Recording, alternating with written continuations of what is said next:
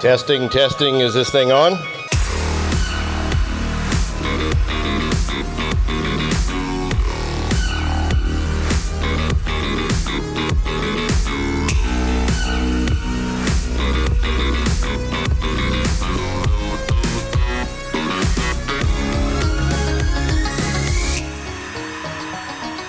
All right, everybody ready to talk to Ed here a little bit? What do you think of the car? Well, we can thank Ed for the involvement in this project. It's been the getting it dirty part. The getting it dirty and beating it up part, so that we can make it look good again. We contacted Ed. It's been about 2.5 months ago, maybe 3 months ago, and we were thinking about doing some kind of project together. Realized that he had the 430, and you brought it up in conversation as something that we might be interested in. And 3 months later, here we are. Yes. It's been a long process, but it's been a lot of fun. But before we get into the Scuderia, let's talk a little bit about Ed. Your favorite subject, right? You guys want to hear a little bit about his background and story, right? All right, let's give him a little egging on here. Come on. Great, thank you. Well, since I don't do this for a living, I've got my notes here right in front of me so I don't forget anything. Ed, so we want to hear, a lot of people here I know have been following you for quite some time on YouTube, and a lot of them understand your history. But there are a lot of people in the crowd that don't really know that. So I wanted to ask you some questions related to how you got into this crazy world of cars. Now, I know you used to sell cars. Mm-hmm. Now you're buying cars a little bit different way. So tell us a little bit about your journey or history through the automotive industry. Sure.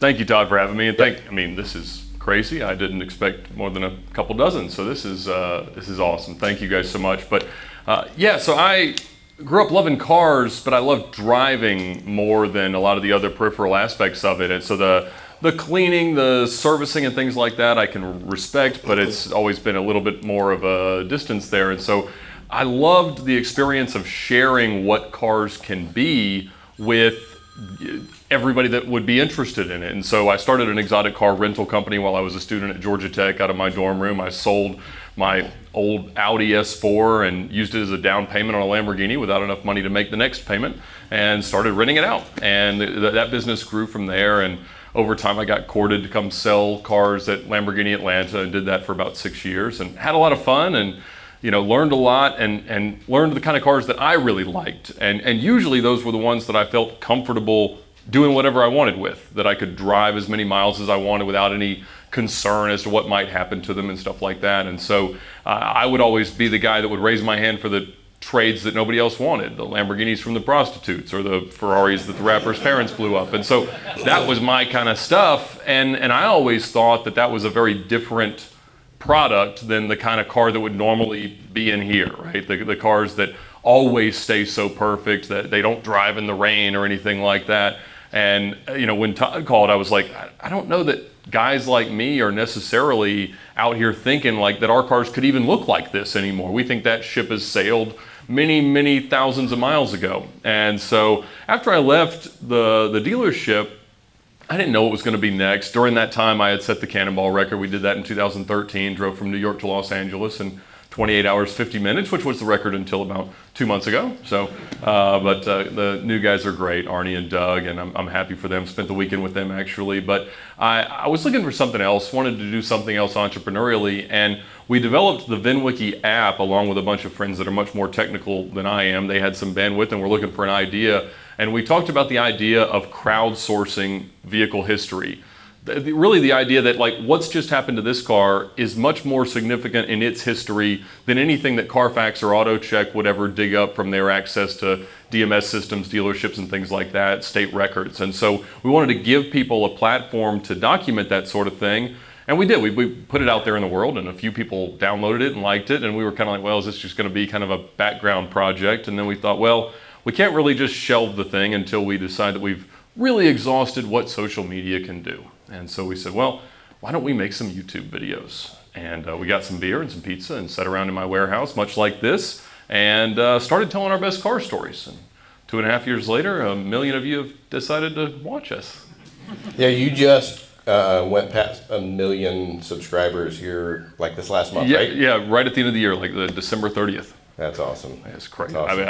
I mean, I never thought anybody would want to watch it. I had a lot of friends that made YouTube videos, but I had no idea that that was even really a thing. But I asked DeMuro and Rob Ferretti and David Patterson and Tavarish if they would just let us put VINWiki car stories on their channel. Like, I'll give you fully produced content. You just release it. You can keep the money. I just want people to see it. Because I knew that when they would come and drive my cars or whatever else, that we would get a nice bump in app user growth. And that was the goal at that point, not ever like to have, you know, opportunities like this. And they were like, no, people tune in to watch me. And I'm like, okay, I hope they don't tune in to watch me, because I got a lot of other people to tell much better stories. But so we just started doing it, and I guess whatever that until now is history.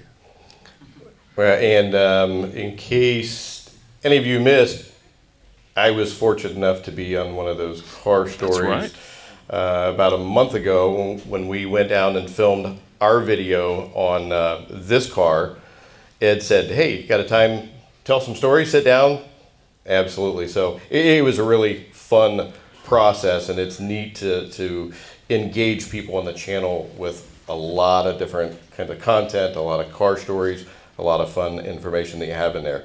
Well, earlier you mentioned about the Cannonball Run record, and I don't think most of us really understand or appreciate what goes into doing that run, or what goes into a car to get it ready for that kind of run. Could you tell us a little bit about that process, what it was like, what you went through getting the car ready, and did you have any red and blue flashing light issues while you were on that run?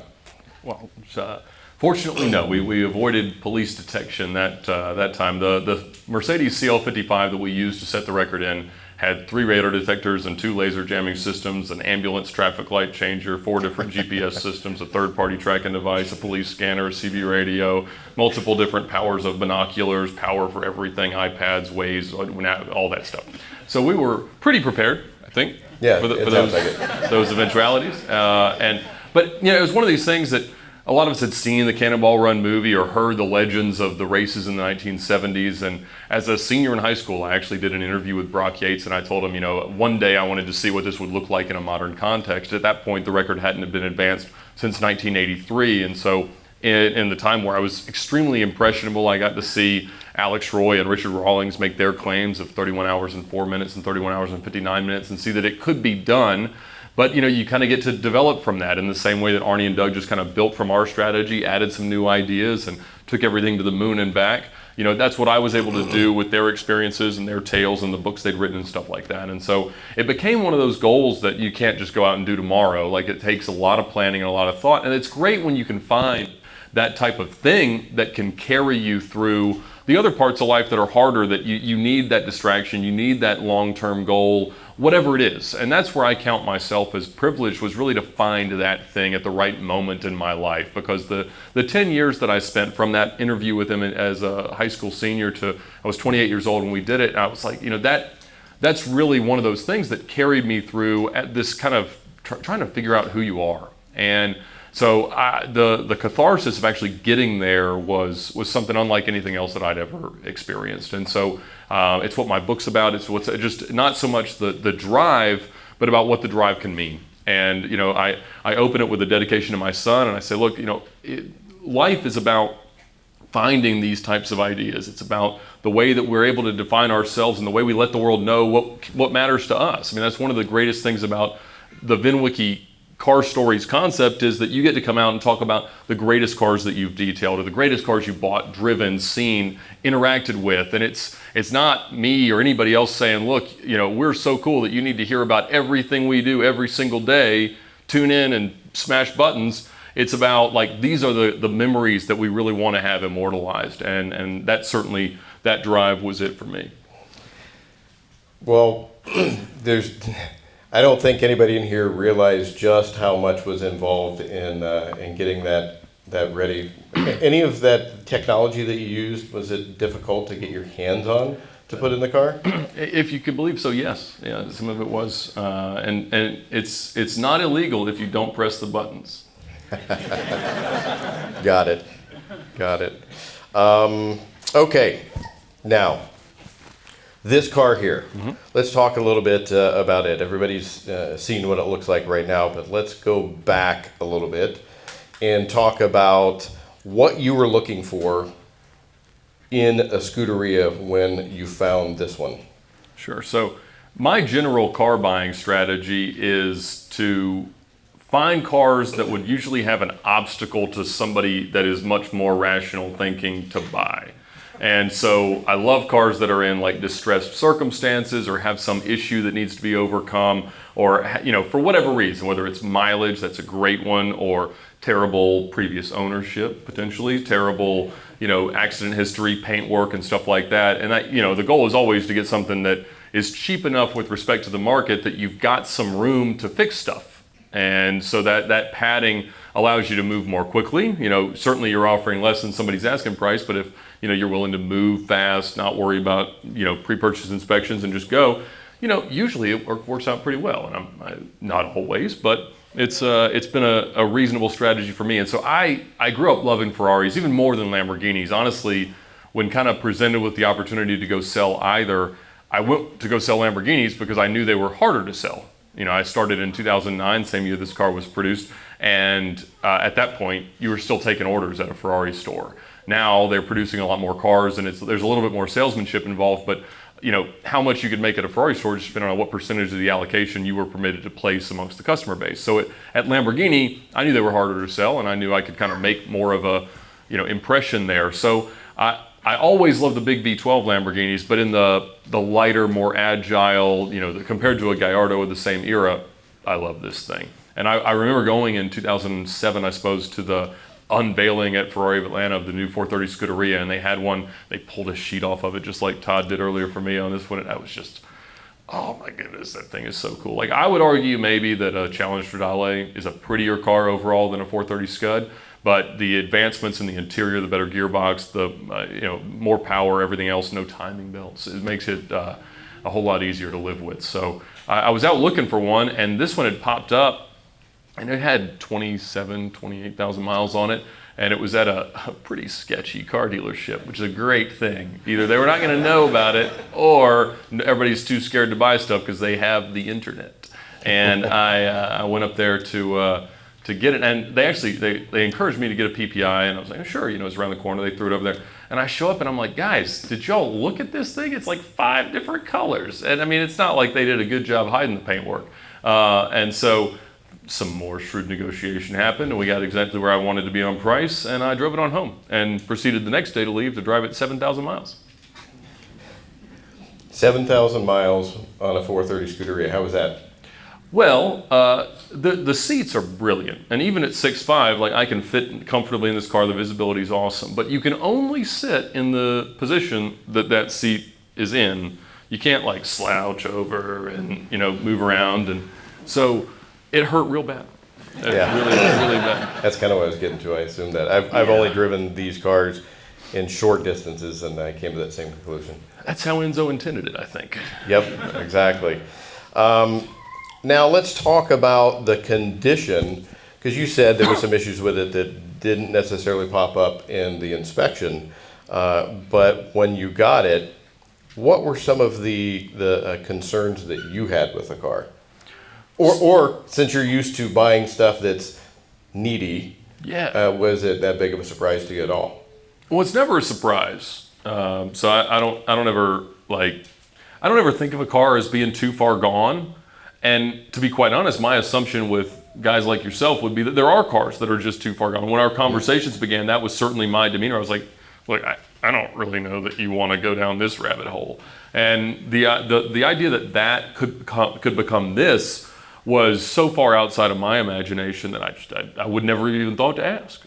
So it definitely had been painted on several times, and the driver's side rocker is made out of a lot of things not from Italy, and it's, you know, I could see different drips and runs and stuff like that because I'm pretty good at spotting paintwork. I've seen all kinds of it and bought all kinds of it, and so it was pretty rough. But then I went out and did this rally in it, and when we took some of the event stickers off, it separated a lot of the clear coat, pulled a lot off, and fortunately I did it rather than somebody else feeling terrible about it. But so I knew I was going to have part of it repainted. So when you called, this was kind of right at that moment. I was like, well, if you're going to help work on a car, this one needs some work. Well, he said that there were a few little areas of clear coat that came up with stickers when they were removed. It was more than a few little areas of clear coat that came up. I don't know the magnitude. So that would, like, if that was kind of an average day of car ownership for me. What that would be like a... Well, for us, that's like all red fire, flags coming up and just push it into the lake. Yeah, that was kind of rough. But we knew that we were going to have some fun with it. But when we got this, in all honesty, when it came in, we've worked on a lot of Ferraris over the years. We've worked on a lot of all kinds of other cars over the years. This was about as needy as we've seen. So you get the Wall of Fame for that one. It's about as needy. It needed a bit more. Flatter me. Yeah, it needed a bit more paint work. It had paint protection film on the front. We peeled it off. A lot of paint came off with it. Some cracks and things here. Interior was pretty beat. We found that the seats had been re-dyed at least twice. And some overspray on the back side of the seat where it's carbon fiber. Engine compartment was a little rough and stuff. Was that the first time you had rear seat overspray? Yes. Yeah, I made it the first. Once again, that's another column in the Wall of Fame. Imagine all the things that won't surprise you tomorrow. Exactly. I mean, it's just kind of we've seen. If you think that's bad, you should have seen Ed's car. It was a lot of work, and for those of you who aren't aware, we are doing a video series on this car. It's going to be a series of 6 videos. We have already published 3 of the videos. One new video is coming up tomorrow, which is going to be on the carbon fiber, which is one of the biggest differences that we made on the car. Saturday, I believe, we're releasing one on all the interior stuff. And then earlier today, and as we're doing right now, shooting the video for the final reveal. We literally would not let Ed see the car. We teased him with photos and things throughout the time. We put a cover over it, and then we wouldn't let him see it until we put a camera on his face, seeing it afterwards. So please, if you haven't, make sure you check out the videos and check out the ones that we're going to be doing. But having said that, with what you had expected, I'm going to put you on the spot here because you're in front of all these people that are in the Esoteric building. But compared to what you were thinking the car may have the potential of, and when you saw it, what was the differences there? How did it meet your expectations of what it was going to look like? Well, when you were describing all the things you thought you would do to the car, one of the things you said was that you would ceramic coat the calipers, and I didn't even know that was possible. We also polished the calipers. Again, I know what calipers are for, and that's not a way I ever thought one would interact with them. And so I was expecting you shine it up and put some stuff on it that may or may not have anything to do with what paint is underneath it, make it shiny, or you can maybe take a picture of yourself in the paint. But I was not expecting you to send me a picture of every piece of my car laying around it on this floor. So the breadth of everything that you did to it, I was not expecting. I thought there was certainly room for improvement on the paint and everything else, but the whole of it, to actually make it look like something that could actually go back in a showroom one day, was crazy. Of course, I'm just going to go drive it a lot, but I mean, it's not. Yeah. Well, you were saying earlier today this would stand out as a very high mileage, highly used 430 Scuderia. Mm-hmm. And you probably feel bad if it pulled up next to other Scooterias. Typically, you're going to see them in the 3,000 to 4,000 mile range. But now you said this, you should be able to put it next to any of those cars that have been kind of tucked away over time and have a hard time telling the difference. I would argue, and I'm biased, I would argue that a lot of aspects of the car will look better than those, and a lot of aspects of the car looks better than when it came from Maranello. We have built a successful business here thanks in part to Italy's inability to polish paint. And we thank them. We should be sending Christmas baskets for all the work that they've sent us over the years. But knowing what they're like out there, this is going to be a really good example of it. And we are very happy to have had the opportunity to work with you on this project to hopefully change your mindset a little bit about what cars can be. You know, people make the mistake thinking that you either have a highly detailed car or you've got a car that is driven. You can have both. And we're going to work with Ed to change some of his mindsets and how he's taking after them. Now, it's just a matter of maintenance. It's already there. And we will help you keep this car looking good for a long period of time. I'll do my best. No promises, but at least you'll do your best, though. Well, I got a really good pressure washer. I can go really fast and dry it off. I mean, it seems. Is that? It should work now. Now with everything that's on it, you hit it with water, you go drive it 30 miles an hour, it's all going to be gone. Excellent. Good deal. Good deal. Sounds perfect. So finally, we want to thank some people here. First and foremost, we want to thank Ed for working with us and being patient with us while some of the projects took a little longer than we initially talked about, at 2 to 3 weeks, and we ended up with about 2.5 months, so thank you for that. Secondly, the entire staff of Esoteric for putting this together. Everybody had a hand in making this thing happen, and we couldn't have done it without everybody in the shop. So I wanted to thank everybody at Esoteric. Let's see here. Where is he? I saw him here earlier. Scott. We gave him a nearly impossible task with this car, with the budget that we had to work with, and he did a phenomenal job. He went above and beyond, and we can't thank him enough for the kind of work that he did on this. So thank you for Scott. And then finally, in case Chuck made it out here, I want to thank Chuck and John for Genesis Audio for loaning us their PA system again. Yeah. I know Ed's got this big booming radio voice. I don't. Mine doesn't carry quite like his do. And finally, I want to thank all of our friends and customers for coming out here tonight for this event. I know that it means a lot to us. It means a lot to Ed. There's nothing else going on in January, so we love having people out here for a car event. Thank you so much, Todd. And to everybody here at Esoteric, and more so, thank you to everybody who has watched the videos and made guys like him care about guys like me, because it's unbelievable to me to, this is the kind of experience that I don't get nice things, because I'm not nice to them, and it wouldn't be appropriate. But to have a car in this condition, I can't thank you enough. It's amazing. So thank you all so much for being a part of it, and I'll hang out as long as y'all want to. So thank you, everybody. Hang out here for a while. Get an opportunity to meet Ed, get your picture with him, and if there's anything we can help you, those of us at Esoteric, don't hesitate to let us know. Thank you. Thanks,